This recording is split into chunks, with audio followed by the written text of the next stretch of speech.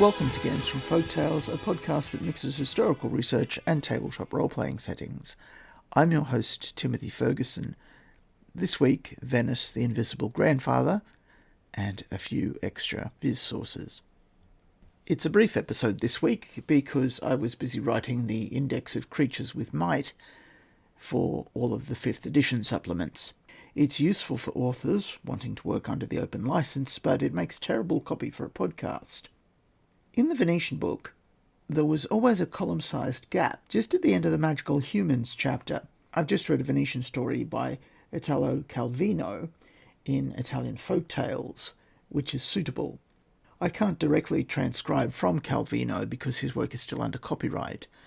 The idea, however, isn't. Folktales themselves can't be copywritten, only the form of words each author uses. Here's the summary that will be in the Venice book. In one of the apparently abandoned palaces of Venice, there's an elderly man under a curse. He's entirely invisible except for his hands. Even if he dresses, his body remains clearer than glass, so only his gloves are visible. He rarely bothers to dress anymore in the summer.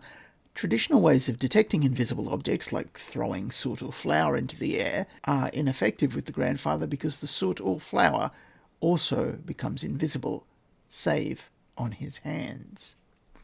His curse will be broken when he takes in someone off the street and raises them to a position of social importance.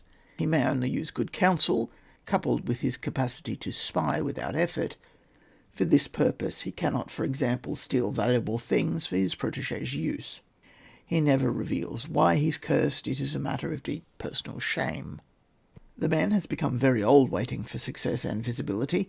He's come close 3 times and lost out at the last moment, forced to start again with a new street waif. The unfaithful fiancée of his first protégé might just have been Venetian culture and bad luck. The way the betrothed of the second girl drowned was suspicious. He might seek out magical aid, bartering his services as a spy to the Magi. They can't aid his newest charge directly, but they can see if whatever supernatural force cursed him is playing fairly. The 2 protégés that the grandfather was unable to assist still live in Venice and help him in tasks other than breaking his curse. This might serve as a player character background, or provide a covenant servant with a plot hook. There was also a little space where I couldn't get public domain art of red coral that I liked, and so I filled it with a small paragraph of additional viz sources. Viz sources from the islands. Many of the islands could provide thematic viz sources for your covenant. Malamocco produces a variety of white asparagus that often contains crioviz. It must be grown in complete darkness. St. Erasmo's abundant artichoke crops provide the delicate violet castrature. These are the first small buds from each plant each year. They are an aphrodisiac. They are so valuable, but offered in such volume in the Rialto, that it is clear some farmers are selling secondary buds as counterfeits. These plants are descended from one of the many beautiful nymphs that Zeus terrorized with bizarre transformations. San Gregorio Maggiore is one of the finest places in Europe to catch red mullet. Consuming this fish's flesh causes lethargy, so is used in sleeping draughts. It was sacred in the Eleusinian mysteries and to Hecate. Some Romans trained them to come at the owner's voice, like a dog. The Venetian book is out, and if you're a Patreon, there's a link over at Patreon. I'm waiting until Drive-Thru RPG lets me on board before I push it on socials and put a pinned post on the podcast transcript page.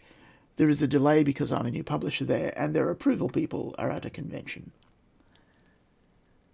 I hope you've all been following along. To me, it's kind of like watching sport. When I'm recording this, Atlas seems to have reached pledges just above $500,000, so congratulations to them.